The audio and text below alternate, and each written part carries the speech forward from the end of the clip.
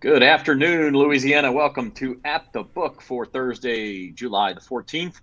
Happy Bastille Day, guys. Bet you didn't expect me to pull that one out. Is that the best you can do? Yeah, it is. I'm sitting in a rather dark hotel room in Jersey, as you can see.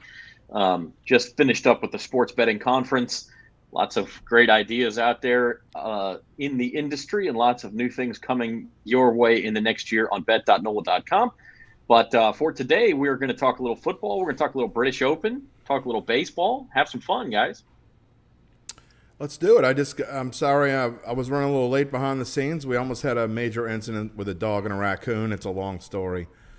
That Everybody's might be safe. worth the time, though. Everyone is safe. It was quite the incident. That sounds like it might be worth the time, maybe off the air. I'd like to remind you that we're brought to you by Caesars Sportsbook. If you have not signed up for Caesars Sportsbook, you can certainly do so now. It's a great time to do it.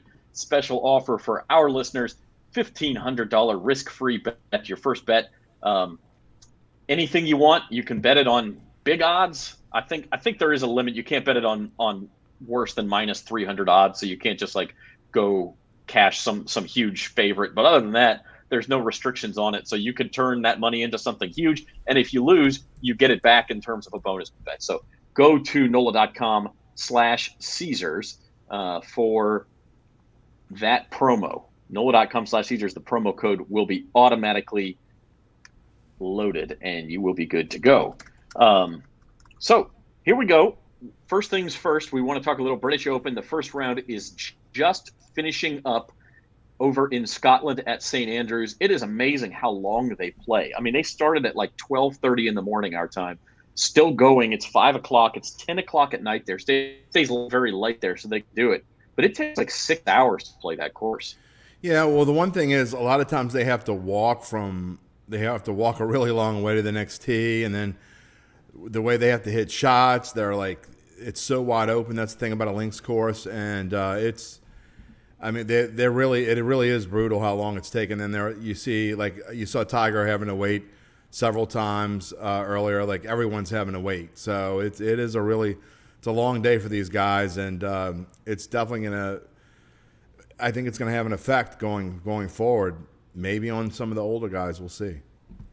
And the other part about it is because it's a links course, they can't start half the field on 10T like they normally would Right. in a tournament because the 10th tee is way out away from the clubhouse. So you can't do that. And so you have to kind of just keep going the entire day. So that makes it a long day. But let's take a look at live odds. I want to get Devin and Spencer's thoughts on this too.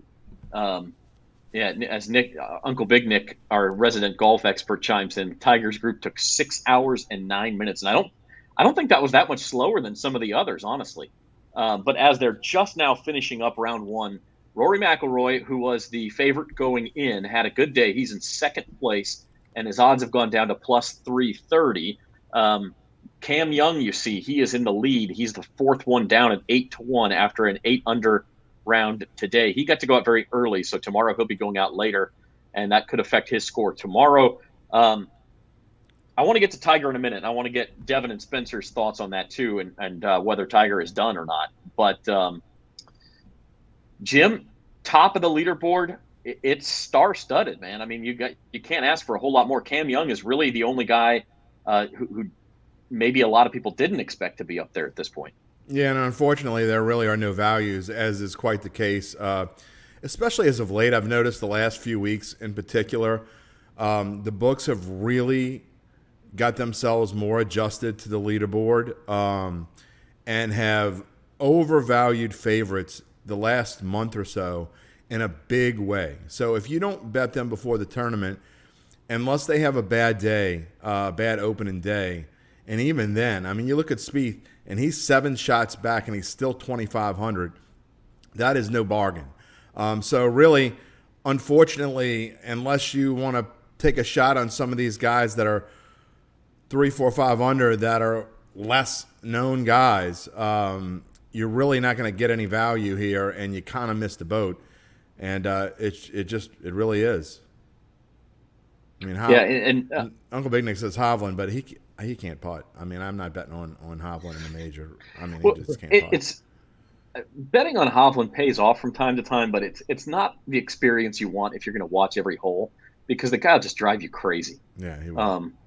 Like he'll just make some stupid shots and then he'll come up with something brilliant and then it'll be back to something stupid. And he's something you want to bet on if you're just not watching the tournament. It's kind of like Spieth did today, and really, if there's only one value, and it's not because Spieth was my main guy going in. I said it. I didn't like the fact that I was teeing off in the afternoon, but he missed like 3 short putts. If he can find a way to get those in and stop missing those short little putts, he could be a real factor. Obviously, tomorrow we don't know what the cut line is going to be. I mean, Uncle Big Nick would know better than me, but probably my guess is somewhere around -1, or even. I think Data Golf had +1 is the most likely at this point. Yeah, I think that's a little high, but we'll see. But so he's going to be. I take that back. Even par is the most likely. Jim. Yeah, I was going to say even par on -1 is probably my best bet. But so he's flirting with it right now. He's going to have to have a good day in the morning. Those guys that play in the afternoon today, they should have similar advantage to the guys that played in the morning today. However, there's supposed to be rain tomorrow, which could kind of throw a wrench into everything. So Uncle Big Nick and I have been talking about how the guys that played this morning had a major advantage over everyone else in the field, and it's kind of played out that way.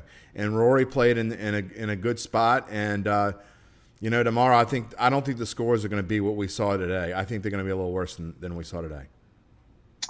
We shall see. On the other end of the leaderboard, by the way, the one name we did not talk about there would be Scotty Scheffler, who did not have an early tee time, still played very well. And we all know from the Masters, you got to look out for Scotty because he's not going to go away. So that's another guy to keep an eye out still for. Still no value though, but yeah. No, I wouldn't bet him now, but something worth keeping an eye on. Looking at the other end though, guys, and Devin, Spencer, maybe y'all, as more casual golf fans tuned into this more, Tiger, I'm not just talking about this tournament because he's not going to make the cut. He shot at 78, he's 6 over par. Is Tiger done? Like done? I mean, I hate to say he's done because if someone's that great, you hate to bury him, but he's at that age though, to where when he shoots bad, that question's going to come up. So, I mean, he's definitely done for this tournament. But as far as is he done for good, I think he'll definitely try to play next year and, hopefully be a little healthier and try to maybe win one more. But I do think he's done, though, as far as winning another major. I just think he's just too old and too injured. Not going to play enough, Zach. He's just. Yeah, I mean, well, I don't know that it's age as much as it's the injuries. It's a combination of injuries, and I know we want to hear from Devin about this, but it's not just injuries. He's not going to play enough to ever get himself, I don't think, into a position where he can win again. I mean, you look at Phil Mickelson when he won the PGA, he was playing every week at 50 years old. I mean, Tiger is probably the only person on the planet who could come back from the devastating the injuries he sustained in the car crash and come back and even be competitive at all in a major like this. But as far as winning, I mean, Uncle Big Nick hopes I'm wrong because we have a big old bet on this, but not only do I never think he's going to win again, I don't think he's ever going to be in a top 10 again. Yeah, I don't know. I mean, he's going to have to, his body is going to have to recover, Devin. And curious to hear your take on it too, because the guy, for an entire generation of golf fans, is Superman, but he doesn't. He just looks like he's found a batch of kryptonite. Yeah, you look at the field of golfers. They're a lot better and a lot more competitive compared to when he first started. Once he was at the top, he dominated for so long. It was almost unprecedented. But I mean, it's not even just the age. I think just the competitive nature. Every event that he plays in, I mean, there's 7-8 guys that can win it, and that's not to count the next 10 to 15 that are going to be competitive. And some, there's always 1 or 2 surprises every tournament that kind of comes out of nowhere. So I think for Tiger, I think there's a chance that he makes it to the final day in a competitive, kind of field. But the problem is the consistency from day to day. If you and Jim, you mentioned this, if you're not constantly playing in every one of these tournaments, you can't really get into a rhythm. And it feels like he plays one, takes a couple off, plays one, takes a couple off. So I think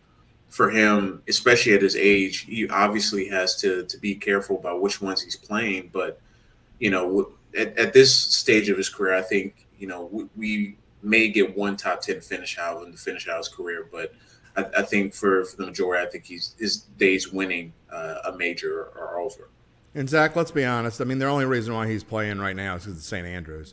I think if it wasn't at St. Andrews, he wouldn't even be playing this week. I think he would have taken the rest of the year off. So, kudos to him for going out there. I will say though, I saw him doing things he hadn't been doing since he came back, and that was like squatting to look at putts and getting down. So, I mean, maybe his score doesn't reflect it, but he looked better today than I've seen him look since he's come back, I think.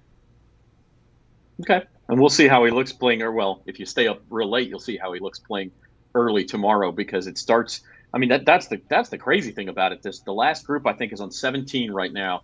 By the time they're done in 20 minutes or so, the tournament starts back up again in like 8 hours. So there's not a whole lot of a break. It's really screwed up my sleep schedule. As you know, my power went out last night. I was trying to fall. I literally like dozed off at about 5 minutes to 2, and the lights came back on. I'm wide awake. Did a little work that I had to do, and then I turned the golf on, and that was a big mistake because then I couldn't go back to sleep. And so I was on and off sleep. I'd sleep for 30 minutes, wake up, what's going on, who's doing what, and it was a mess. So hopefully I'll get to sleep tonight. Nick says he's been up since 1 a.m. So yeah, I've heard people go to Vegas where it starts at 10:30 and you just stay up as late as you can. I mean, but it's now what 2:15 in Vegas, so you're still up. They're still playing. I don't know if you could make that far, but you basically have to be nocturnal. Could you imagine being in Vegas doing the shots game every time Tiger bogeys? You got to take a shot at 1 a.m. Definitely 2 not be a.m. awake now. Then, yeah. Knocked out. All right, so Cam Young in the lead at the British Open. The first round almost complete. We have Rory McIlroy in second place. He's your favorite at plus 330. You're watching At the Book on bet.nola.com. Zach Ewing along with Devin Jackson, Jim Derry, and Spencer the Guru. Going to spend most of the rest of the show here on football. We have started our football previews over at bet.nola.com. In the morning, every Tuesday through Friday for the next 8 weeks, you're going to get a win total preview and video explainer with a covers.com expert from Jim. We started that on Tuesday with the Bills. We're making our way through the AFC East. And then in the afternoon, you will get a fantasy preview from Spencer on the same team. So what have we done so far? We've done Bills, Dolphins, Dolphins, and Patriots were today. And Patriots. Yeah. And the Jets are tomorrow. New York football Jets. That will finish up the AFC East, and then on the subsequent Monday, so Monday's 4:00 Bayou Bets show, we will talk AFC East odds, and we'll kind of go back through those teams and we'll recap that division. Then we'll start again with the NFC East next week, Tuesday through Friday, and do the same thing, leading all the way up to the season. So this is it, guys. It's football season now. Even if it's not official, a lot of rookies report to training camp next week, so it is right around the corner. And, I just love to get some initial thoughts on you guys. Let's go to the steamy upstairs apartment down there in uptown New Orleans first. Spencer, give us something to look for as training camp begins NFL-wise that you're really looking forward to seeing or interests you. All right, yeah, something that's pretty interesting to me is the Chiefs wide receiver battle, because it just did the Dolphins preview. They've now got Tyreek Hill. And so it got me thinking, who's going to emerge in Kansas City, because they brought in Juju Smith-Schuster and Marquez Valdes-Scantling in free agency, and they also drafted Sky Moore.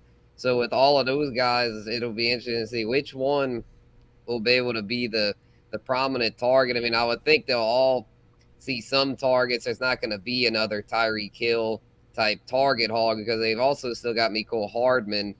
But Juju's looking pretty promising from what I've heard, and an MVS as well as far as being the field stretcher. So they'll probably both do pretty well. Probably be tough for Sky Moore to get on the field a whole lot. But I mean, if he gets the connection with Mahomes, then you never know. So it'll be interesting to see which one Mahomes really takes a liking to here in camp in the preseason. Devin, how about you? What is your sort of first thing to look out for in the preseason here? Well, I want to figure out how real the Miami Dolphins are. They obviously have made, a number of moves in the offseason. And, Tyreek Hill has been going on every single podcast defending Tua Tagovailoa in terms of, is he the quarterback of the future? How is he going to play this year with Tyreek Hill? All types of things. So it's been a firestorm for the Dolphins. I'm very interested to see, one, can they come together offensively, because that's been their biggest issue. Their defense is solid, but their offense has been a question mark. And two, just how good are they going to be? And with the reports going to be coming out of training camp about Tua and how he's performing, because I think that's, to me, that's one of the bigger storylines. Obviously, the Bills, I think, are the class of the AFC East. That next team between the Dolphins and Patriots, I think, is going to be pretty interesting, because they could be one of the teams fighting for that 7th playoff spot towards the end of the year. You see Dolphins 21 to win the AFC, so pretty long odds on them if you're interested. Jim, how about you? As you start your research, what's caught your eye? Well, one thing about the AFC East, which is what I've spent the entire week on, is I'm about to shift towards the NFC East here in just a little bit. But the AFC East schedule, their schedules are much tougher than they were last year. That includes all 4 teams, the teams they have to play. They got to play the NFC North in their interconference battles, and they have to play the AFC North as well. So a really tough. And if you look at, we talk about the Dolphins, and one thing we discussed with Adam in our preview, the Dolphins are in a world of hurt because of their schedule setup. They've got 2 ridiculous stretches, both at the beginning of the season, at the end, and towards the end of the season, where I just don't know that they're going to be able to make it through. They've got a patch in the middle that they're going to have to almost run the table to get themselves in the playoffs. So, their over and under win total is at 8.5 for a reason. The Patriots as well, and they've kind of got to run a gauntlet. So, I mean, if you're looking for value underplays, you might find some in the AFC East. Although the Bills, I mean, they're so good, I don't know if that I would touch that. And I think the Patriots are ready to take the next step. So, we'll get to the Jets tomorrow, so I don't want to, jump the gun there. But to me, the Dolphins are a value play on their under, and the Patriots maybe a value play on the over at 8.5, because I think Mac Jones is going to be ready to take the next step. I love their running game. Their defense is always solid. So it's going to be a battle, and they don't play Buffalo until week 12, I think, 11 or 12. And then they play them in 11 or 12, and then they play them at the end of the season. So that's going to be an interesting race all year long, because the Patriots will have a chance to take a lead in the division and give Buffalo a run for their money. While I don't think Miami's going to have a chance, because it's just brutal what they've got to go through. So, but the last thing is there's a rumor, tomorrow we're doing the Jets tomorrow. The rumor is Spencer is going to make an upset pick that Zach Wilson is going to be worth a first-round pick. I can't wait to see this, if this is true or not. Well, let's just say that rumor is going to be they're going to be disappointed. Oh, man, that's a shame. Yeah. Zach Wilson and rumors, man. There's so many jokes I could make right now. Oh, boy. There's so many jokes. Yeah, he might be a first round pick as far as scoring. Brees Hall, maybe, but he's not going to be a first round pick with fantasy. Spencer took the low hanging fruit right there. Let's. I like Brees Hall. Do like Brees Hall. I think he's going to break out. Yep, that little teaser for y'all there. Yep. I don't want to give away too much. That was quite a big preview for Monday's show, when we will dig into the AFC East more. But look, it's an exciting time of year. I mean, this is where news reports are going to come out every single day about this guy looks great. This is more of a spring training thing, but you hear it in training camp too, that so-and-so is in the best shape of his life. So-and-so doesn't look good. Jamar Chase can't catch the ball. Remember that ridiculousness from last year? Yeah. And it's your job as a bettor to decide what's real and what is kind of a smokescreen or something that you shouldn't pay attention to. And so that's going to be real interesting. But I want to look at these odds, Super Bowl odds, off the bat with these a few times throughout the offseason. This is where they've settled right now. The Bills and Bucks are the favorites. I said this last week. I see more teams on this list that I'm not touching than teams that I see a tremendous amount of value in. Is the reason why you put the Ravens in? Are they shaded out for a reason, or is that just an accident? Nah, that was just an accident. It was okay. Purposeful. I thought you were trying. Somebody was trying to tell me something there. I didn't know. I do like the Ravens if I had to pick a team, although I think I got them at 25-1, so it's come down. Well, I mean, I've said this before. As far as this list goes for me, I think the best value in this list, and people are going to just go whatever because there's so many haters of this team. You either love them or you hate them. I think the Cowboys are a big bargain at 1,800. I really do. I think they could very well end up being the best team in the NFC because their division is so bad. I haven't gone through. Now, I'm about to dive into the NFC, so I'll crunch their schedule number probably later today. But I just got to think Dallas is in a great position to where, I mean, they could easily go 6-0 in the division. I know Philadelphia is going to be semi-tough. They'll be better. But, you know, to me, that's the biggest value in this board. And the Eagles, and you look at the NFC conference numbers, again, about to dive in here, but I think they're going to be overrated at 1,300. Seems kind of high for me, NFC numbers. I like the 49ers, but not at 750. I think they're going to take a step forward. And other than that, I mean, really the Saints are going to be one of the better bargains. Yes, the Saints are an interesting team. I mean, they've drawn a lot of attention from the bettors. We've talked about this. It really comes down to what you think the Sean Payton impact was. Was Sean Payton responsible for getting them 2 or 3 additional wins last year, that Dennis Allen will not be able to do this year? And if that's the case, then I could see why you would be bearish on the Saints. But otherwise, you look at a team that went 9-8 last year with the number of injuries, the number of COVID problems they had, and this year a schedule that's somewhat similar. I mean, both were tough, and their win total's 8. It was 7.5. But you got to assume they're going to be healthier this year, Spencer. Yeah, definitely. I actually just went through the Saints schedule game by game with my cousin yesterday. You know, we've been keeping up with the Saints our whole life, and we kind of came up with our projection at 10-7. And it's a tough schedule. There's no denying it. It's a tough schedule. I mean, if the schedule was a little easier, probably would have said 11-6. But I mean, it's a lot of tough opponents there. But there's that middle stretch. If they could get through that middle stretch and not have it be a total disaster, then I definitely think it's going to be a winning season, hopefully a double-digit win season, because they've got the talent to do so. Just let's say health is going to be the key. You have to stay healthy, because if they have the amount of injuries like last year, it's just they're not going to be able to pull that off 2 years in a row. This year they're going to have to stay a lot healthier to have another winning season and hopefully a playoff berth. No, I mean, I think that's true, but I also think it would be pretty ridiculous if a team had that number of injuries 2 years in a row. I mean, that was unprecedented. I don't see that happening again. So it would be a stroke of extreme misfortune. Let's switch gears for a minute and go to college football. And I'm going to let Devin lead off here because he is our resident college football expert. You CFP championship odds, because college football is coming up faster than the NFL, by the way. We're only about 50 days away from LSU's opener against Florida State. You see the Tigers down there at 50-1. That was an accident, Devin, but you almost shaded the right row in every side. We got LSU shaded here, so that's good. They're 50-1.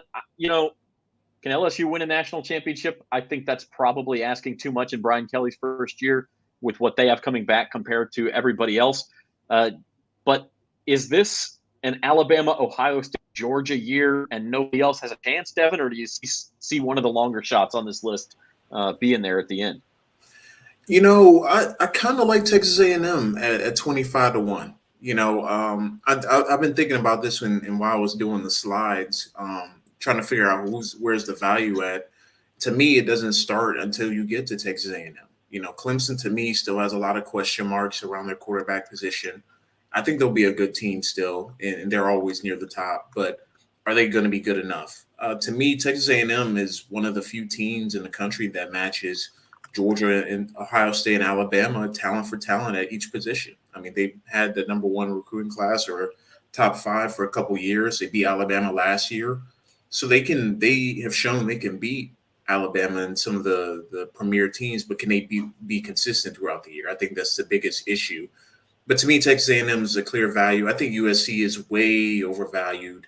I understand you have Lincoln Riley, you have Caleb Williams from Oklahoma, Jordan Addison. They have a lot of talent, but I don't know if they're there yet in terms of defensively. So to me, I think Texas A&M is the biggest value on this board right now because they're able to match the top teams talent for talent. But in terms of actually winning the big games, I mean, Jimbo finally kind of got over that hurdle beating, Alabama last year, but then they lost to LSU in the season finale. So to me, I would say they're the biggest value outside the top three, but to me, I still think, it's probably going to be Alabama or Georgia in that, championship game, depending on who wins the SEC title game. Yeah, I don't know. And we'll look at the C odd. Jim, it's so hard to pick against Alabama and Georgia. Every year you think, oh, this is going to be the year somebody else takes them down. I don't see it.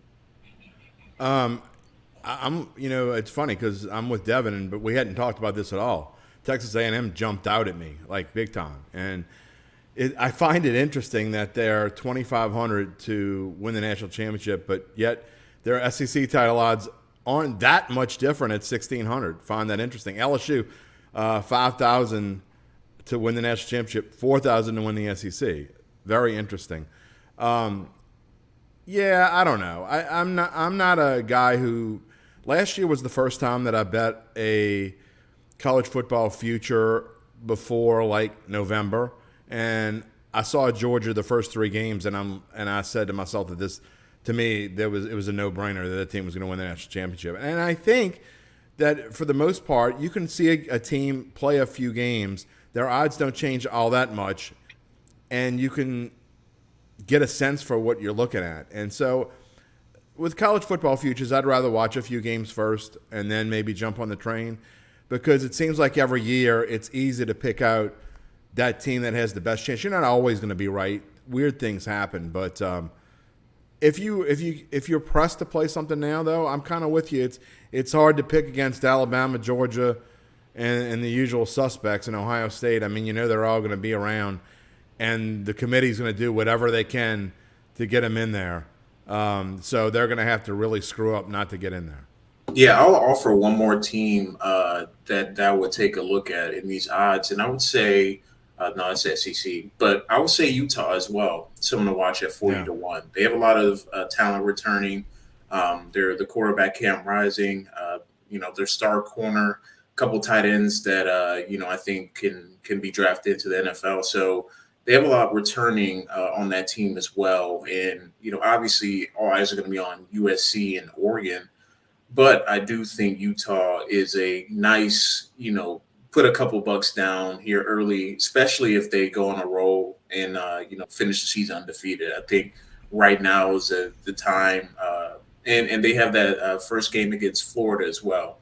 So they were able to go into Florida and handle them. I think their odds would significantly shift down as well. Zach, I have a question for Devin to get his opinion on something. If you're looking for some kind of value right now, and you look at this board, if you could put that board back up, I think that I'd like to get your opinion on, all right, if you think that Ohio State can be beat, is there value on a Michigan, a Wisconsin, a Michigan State, or a Penn State? If one of those is able to make a run, and we see it every year, that they are able, one of those teams is going to make a run most likely, you might be getting some good value early, in preseason if you take one or two of those teams and maybe get something out of it. Yeah, I would say Michigan or Penn State would be my picks in terms of someone that can make a run, because they're the two teams that are right there in recruiting with Ohio State. Ohio State they have the best receivers coach, best receivers typically in college football. Obviously have one of the best quarterbacks as well, but defensively is still their big question mark. So to me, I would say Penn State or Michigan are two teams to keep an eye out on. Maybe you may lean Penn State because it's 75-1 right now, and Michigan's at 51, which probably will go down a little bit if they start off the season hot. But I think Penn State or Michigan would be the two teams to watch that could really give Ohio State a run, especially when you get towards later in the season and those teams are starting to go on a little bit of a run. It will be almost conducive to bet probably beforehand because those game odds are going to be tricky.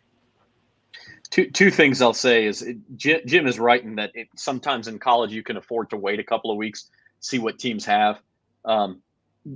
The one time you can't really do that is if a team, sometimes that you have these openers that can shape a team's whole season. Georgia, Clemson last year. And Evan, you mentioned Utah. Utah opens with Florida. I believe it's in Gainesville. And so if Utah wins that game on the road, those odds are going way down. So if you like them, that's an example of a team you need to bet preseason, because if they do beat Florida and they look good doing it, it's going to get them on a lot more people's radars, and you're going to see a path to a Pac-12 title a lot easier. And either one of those Big Ten teams that we talked about, if they start, I mean, I haven't looked at Michigan or Penn State's schedule, but I mean, I'm assuming they play somebody. I mean, Devin, I'm sure you know, but if they play somebody really good the first few weeks, they win the game, they start at 3-0, their odds are dropping big. Yeah, Penn State they really don't Auburn. Actually. Yeah. Yeah, Penn State plays Auburn in week 3, so that will be a big game for both teams, for future odds because that it's at Auburn, I think, this year, and they played at Penn State last year. But with both teams, not really picked to win their respective conference. I mean, they're the two teams that typically could knock off a Ohio State or Alabama because they have the talent to do so. I'm sorry to interrupt, guys. I was talking about Michigan. They do not actually have their non-conference games are Colorado State, Hawaii, and UConn. So that's pretty nasty, and they will almost certainly be 3-0. And then they open the Big Ten play with Maryland. And so again, even though they're not playing anybody, if a team with the name brand of Michigan that was in the playoff last year, they start out 4-0 with 4 28-point blowouts, those odds will trickle down simply because they're undefeated, and people say, "Oh, hey, Michigan could make a run. I didn't realize they were 4-0." And so there is some of that. And by the way, another team with possible narrative is LSU. LSU opens at the Dome with Florida State. They're 3.5-point favorites on the early line. If LSU wins that game, then they play Southern, which will be an emotional game and a big game for the Baton Rouge community, but I don't think it's a game anyone thinks LSU will lose. Then they play Mississippi State at home, a revenge game that they get at home. Then they have New Mexico. All of a sudden, that team, they're 4-0 going to Auburn October 1st. They're going to start to get a little bit of that momentum of people saying, hey, it's LSU. They won a national championship just 3 years ago. Maybe they're going to do it again. And they haven't, at that point, Florida State's the best team they've played. We don't know how good Florida State is. I could see that happening, though. The underachievers, the Florida State Seminoles. Seem like they're always the underachievers. No one's ever accused Jim Harbaugh of just doing whatever he can to just get wins, right? I mean, Devin's right. I mean, I think Michigan is probably the best value of the bunch, but I don't know that I can hold my nose enough to put money on Michigan. I'll tell you what, another team that I didn't get to list, Miami at 75-1. I know, they're just like Florida State underachievers, but they've really recruited pretty well under Mario Cristobal, the former Oregon coach, and I expect them to be a lot better this year. I don't think they're going to win a championship, but certainly in a weaker ACC outside of Clemson, I think Miami could make things interesting at the very least. Zach, we've talked we've talked 10 minutes about college football, and Devin has yet to bring up a no-name school like a Western Michigan or Southern Illinois or who's going to win the MAC. Yeah, who's going to win the MAC? I'll take my money on Central Michigan. I knew he was going to say that. I'm all over him. Who's going to win the Sun Belt? Who's going to win the Sun Belt? This is going to disappoint you, Spencer, but I'm going to go Appalachian State. All right. Yeah, I say my Raging Cajuns probably won't now that we lost Billy Napier. But speaking of Billy Napier, I thought there might be some value on Florida because I've heard good things about their recruiting. Oh, now he's a Gators fan, boys and girls. Yeah, they're 75-1, I think, to win the national championship, and then we can pull up the SEC. Yeah, 50-1. So, I mean, I Isn't won't that say it's amazing? 50-1 impossible. to win your conference and 75-1 to win the national title. Look, I won't say it's impossible because Anthony Richardson is an amazing talent at quarterback, but he's had such limited experience. I don't know, man. Georgia is still a juggernaut. That would be the only blemish I could see immediately for them. And then they have that tough game against Utah. So if they win against Utah, I mean, maybe you put a couple of dollars down on Florida to win the SEC East, but I don't know about the entire SEC. I think they're still a year or two away from being seriously competitive. Although, if you get them at 50-1 to win the SEC and they win the East, you're setting up an opportunity to hedge in the championship game, whether it's Alabama or LSU or Ole Miss or whoever they're playing. You would certainly have a lot of value on your side at that point. By the way, Uncle Big Nick says he can't wait for MACtion on Tuesday nights. The commissioner of the MAC was at this sports betting conference today, and MACtion was brought up and it as a value to the gambling community because it's the only thing going on those nights. Once the World Series ends, and the NBA has started, but it's still very early season. Like the only football you got is MACtion on Tuesday and Wednesday nights. And if you're itching to bet on something, man, MACtion is perfect. Always bet the over. Yeah, I'll say if I keep doing daily best bets on Tuesdays, I'll have to start keeping up with that MACtion. Because that'll be all there is to pick from. I just can't wait for the Bayou Bet Show with Mattress Mac. Now that you guys are buddies, I made contact with Mattress Mac yesterday. Got a number for him, so we're going to try to get him on the show to talk about his big bets on the Astros to win the World Series. He stands to win $41 million if the Astros win the World Series, but it's all money to cover his losses if he has to give away free furniture at his mattress stores. It's all like insurance for promos. It's very interesting. Cheaper than insurance. It probably is, and he's very forthright about it, about why he does it and how he does it. And he was actually at the conference yesterday, calling out into the crowd, saying, "If anybody's willing to give me 6-1 on the Astros, I want to put down a couple million more." Because what's happened is, like Caesars, for instance, has so much liability with Mattress Mac already betting $4 million on him at 10-1. They don't want anymore. It's like, hey, that's enough liability for us. And so, very interesting and a good segue into baseball. We could probably scrape up a couple million. I mean, just us four, we could make some money here. You could scrape up. What about your life? Do I not know that you could scrape up a couple million? Oh, it's us four. I mean, we got. I mean, Spencer's a bachelor. I mean, he's probably got some money on the side. All that money. Yeah. I'll chip in. I'll chip in $1 million. Y'all cover the rest. Yeah. I got Jim's going to play some World Series of Poker's events down at Harris to make up that money for us. Yeah, I'm gonna have to. Get real Uncle Big Nick says he's in, so there we go. Yeah, well, all the money he's won on golf. He's got the money. Yeah, Uncle Big Nick can just cover us. All his DFS wins. His name's not Uncle Big Nick for no reason. Before we get to baseball, I did want to point out Ronald McGee's comment. We showed it a little bit earlier, but just going back to our Saints conversation. And I think this is the path to success. The O-line has to stay healthy because they're not nearly as deep as they have been. And obviously Jameis has to stay healthy. But that offense could be improved, and we know the defense is good. So that is the path to success there.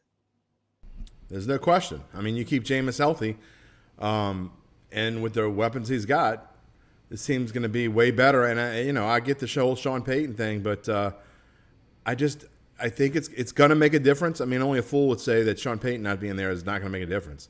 But we also know that teams, for some reason, quite often, especially when they're coming from being successful, teams quite often play very well for a first-year coach. It happened for Sean Payton when he got here, and they were coming off an awful season. So in 2006, his first year, they went to the NFC Championship game out of the blue. And so, for whatever reason, quite often teams play well for a first-year coach, and this team has plenty of talent, there's plenty of bargain, but that bargain is those values on the Saints are slowly diminishing. If you haven't jumped on the train, your time's running out. I mean, it really is. I mean, we've seen how much the odds have changed to where now I don't know how big of a value you're getting now. We all talked about it a couple months ago. I mean, I got 7.5. I got, I think I got 2,500 to win the conference and 5,000 for Super Bowl and 450 to win the division. Those numbers aren't around anymore, and they're only going to get worse. So, I mean, we talked about it. Saints probably gonna be 8.5. The over/under win total is probably gonna be 8.5 by the time we do the preview. I would bet. Yeah, the only way it changed was if Kamara gets suspended before the season, that could maybe shift it a little bit. But yeah, we don't know when that's gonna happen.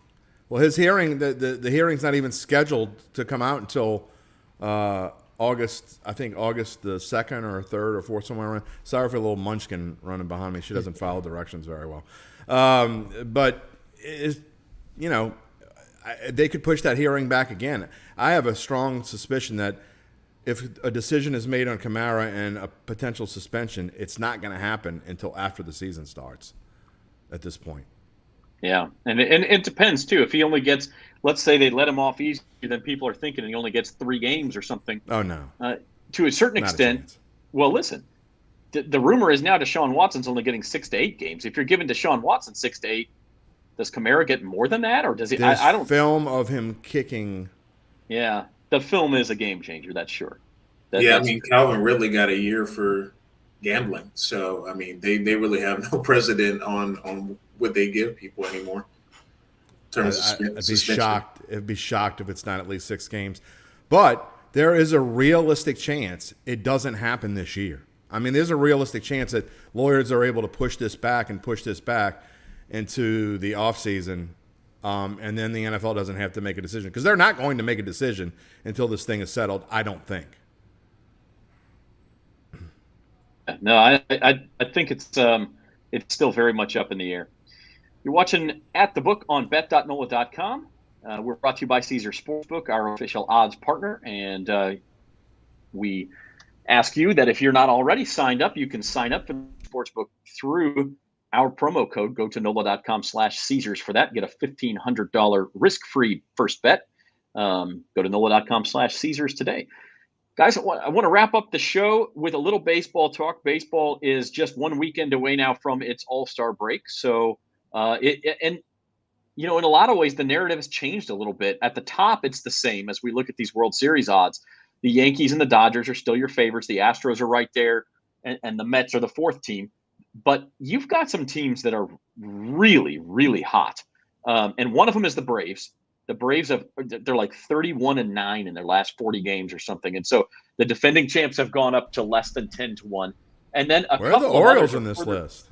Well, that's what I was going to say. The others are not on this list yet. And that's the Orioles and the Mariners, who have each won 10 straight games and have gotten themselves from basically looking like they were going to be sellers at the trade deadline to now being right in the thick of the wild card race. So you may have missed the boat if you were going to bet on one of those teams because you could have gotten the odds astronomically high. And Caesars, I want to say, took a $1,000 bet on the Orioles at, what was it, 500-1 or something? Yeah, I mean, yeah. So astronomical odds. You've missed those. But is there another team out there that maybe is on the verge of a big run? And maybe they're on this board, maybe they're not. But Spencer, how about, do you see anybody who their odds may be as good as they get right now? Let's see here. Maybe Tampa Bay at 35-1 because they seem like they're kind of, they can be a little streaky. They're one of those teams that they don't look real great on paper, but they've got good pitching and they've got the ability to make a run. They've done it before. And they've been kind of cold lately, as well as the Blue Jays. So if you're going to try to get some values, probably the Blue Jays and the Rays right now because they haven't been playing too well. So if you're going to bet on this, it'd probably be a good time. And Zach, I love that as well. We talked about the other day. We talked about how picking teams from the AL East, not named the Yankees, could give you a good value because you're probably going to get 2 of those teams not named the Yankees in the playoffs. There could be 3 AL East teams in the playoffs. I mean, I don't know that the Orioles can keep playing like they've been playing. And I agree with Spencer. I think the Rays are a wonderful value right there. They're certainly a better value than the White Sox, in my opinion, at 35-1 and the same odds. So I think Tampa Bay could be a strong possibility to play right now. And I like the Blue Jays as well. 16-1 is about as good as you're going to get on that team. That team has a tremendous amount of talent. I think they started the year closer to 10-1. And they could turn it on at any minute. And if they do, that number is going to shoot right back down to 10-1. So if you think Toronto has a run in it, 16-1 is about as good as you'll get on them. Um, I think that's going to do it for us today on At the Book. I want to get some final thoughts before we go start a football season, British Open, baseball season. It's all coming together for us here in the summertime. So, Devin Jackson, your final thought on this Thursday. Yeah, right before the show started, Otani from the Angels, he retook the lead AL MVP odds. I know we talked about it, I think, last week on the show between him and Aaron Judge. So it looks like that battle is going to go pretty much down to the wire throughout the season. Judge having a little bit of a slump. Otani's not only lowering his AL MVP odds, but Cy Young award odds as well. So he's trying to outdo himself to what he did last year. So we'll see if he repeats or not. But that's one of the more interesting futures kind of races that to watch heading to the second half of the season, because I think that one's going to go all the way down to the last game possibly. All right, Spencer, what are you thinking on this fine Thursday? All right, yeah. So we have another NASCAR race Sunday, and it had a crazy odd shift that just occurred. Working on my Fast Five column, which will be up tomorrow morning. Kevin Harvick was going to be one of my picks at 25-1. Felt like he was a good value. It's been a while since he's won, but he's come close here the past few weeks, especially at short tracks. He's run pretty well at short tracks this year, but there must be somebody that's feeling strongly that he's going to reach victory lane, because the odds went from 25-1 down to 15-1. So now I don't know if I want to have him, because it's not as much of a value, but somebody must be seeing that he's got a good shot. Because that was I've never seen a NASCAR odds shift like that much for one driver. That was pretty crazy. No, that is the sign of a big bet or several big bets coming in on Kevin Harvick. So that is very interesting. Final thoughts from you, Jim Derry. Just a recurring theme that I've had in these early videos for the AFC East that we're doing. NFC East begins on Tuesday with Dallas, and if you want to bet futures, especially on win totals, you got to go through schedules. And there's a lot of times, and Devin brought up Miami earlier, and Miami is a perfect example. If you just look at what Miami did in the offseason, and the Jets for that matter, which we'll get to tomorrow. But if you just say this team is way better than they were last year, or they made the right moves, they're going in the right direction, and you see a win total that is right on par or less than it was last year, and you automatically think, oh, well, that team's definitely going to win more than 8.5 games. Not so fast. Make sure you go through and look through their schedule and potential downfalls, because Miami's one of those teams that before I started really diving into the previews, I'm like, oh, well, that's definitely going to be an over. And then you start going through their schedule like, well, they could start out 0-4.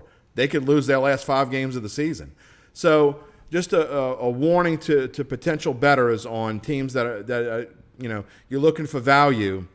Make sure Adam Chernoff is, he's phenomenal. I mean, this guy has lent so much to what we're doing here at Covers.com, and he's coming on to give his thoughts on each one. And we've been pretty close so far, but and he says the same thing. I mean, you got to go through the schedule with a fine-tooth comb. Don't just react because you think a team is better and go put money on them because, oh, that team's got to be better, whatever. You got to dive through their schedule, not just their roster. And I mean, I think that brings up my final thought, and that is that Jim Derry looks like Papa Smurf. I'm just kidding. That's actually not my final thought. My final thought is that if you are looking to get ready as a sports bettor for football season, you've got to follow our stuff. I mean, we've had 2 college football conference previews out this week, 3 team by team sports betting previews and fantasy previews for the NFL, and a 4th one coming tomorrow in the Jets. And so this is the kind of information like, look, if you're going to bet and you go through it, like Jim said, you go through the schedule. I still like the under. I still like the over. I still like the odds to make the playoffs, whatever it might be. Jumping on it now is when you get value. And the same thing goes for the look-ahead lines. If you like a week 1 NFL line, if you don't bet it now, that thing will move by Friday of game week. And that's not necessarily the end of the world, but really the only way to get ahead in the NFL is to beat the line movement. And that goes for futures, that goes for look at headlines, it goes for win totals, it goes for all of that. If you don't beat that line movement, like we talked about the Saints, if you got over 7.5, like we said on this show a couple of months ago, you beat the line movement. Now it's 8, and you're paying minus 150 vig on the 8, on the over 8. And as Jim said, it may soon go to 8.5, or certainly by the time the season starts. And so you missed the boat on it. You missed that line movement. There's no value, and you're going to be sweating if the Saints are 8-8 going into the final week of the season, and we'll have cashed our ticket already because we beat the line movement. Zach, the people who make money in this business already have dozens of bets on games throughout the season already dozens. The people who make money and know what they're doing, and I hear from people all the time, there's not people that do this for a living. There are not only people that do this for a living, there are people that are very wealthy doing this for a living and know what the hell they're talking about. There aren't a lot of them, but there are people who make a lot of money doing this for a living, and they already have dozens of bets on games all the way through the end of the season. And so it requires a bankroll, yes. I mean, even if you're only betting $10 on a game, if you want to bet dozens of bets, you're going to have a few $100s that you can let sit in your account. Realize not everybody has that, and that's understandable. But if you do want to get in on the game, NOLA.com/Caesars, this is the smart way to do it. You get those things in now, and then you see the value roll in. And sometimes, especially on the look ahead lines, the line can move so much that you can actually hit a middle of 2 or 3 points and really have an opportunity to win some money and guarantee that you don't lose any when game week comes. So we'll continue to talk about that. We'll be back with you at 4 p.m. on Monday for Bayou Bets, and we are with you every day on bet.nola.com. All the best action from the odds, some of our thoughts, some of our picks, but mostly just the storylines that the odds tell. That's what we're here for, and we want to hear from you, and would love it if you participate with our stuff. So 4 p.m. Monday, we'll be back with Bayou Bets. Until then, for Spencer the Guru, our producer Devin Jackson, and Jim Derry, this has been At the Book. Have a good day, everybody.